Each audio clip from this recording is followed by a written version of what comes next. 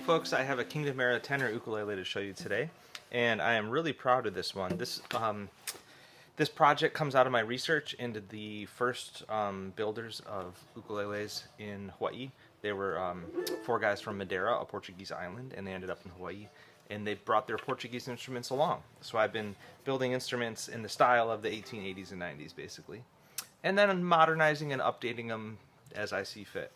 So this is the tenor size instrument. It can be 4-string or 5-string. In this case, it's a 4-string instrument. And the shape is based off of historical examples. And the back and sides are some beautiful master grade Myrtle. That's from here in Oregon. The top is Western red cedar. A friend pulled this off a mountain near Bend, Oregon. Really hard, stiff, tight grain cedar, and I love the streaks. It's got a cypress fretboard, or a cypress neck from an old factory tank, and then this is all curly walnut up here with the homemade rope binding, walnut maple rope binding. So this one has a slightly wider fretboard and a radius fretboard, geared tuners, bone nut and saddle, bridge pins. So it's kind of a good mix of like the old time stuff, but things like geared tuners to make it easier to deal with.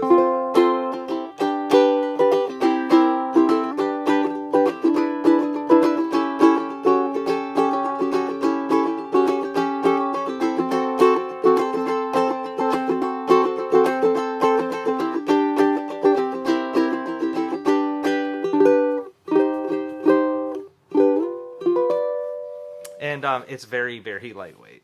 It's probably the lightest tenor I've ever felt.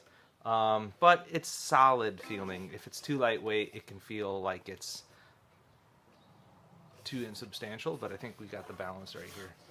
I'm really proud of it. So it comes with a wooden hard shell case that I make myself, and you'll see that in the pictures.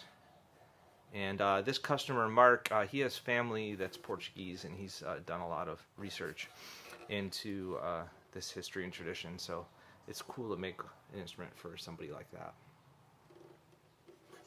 Number 962. Cheers.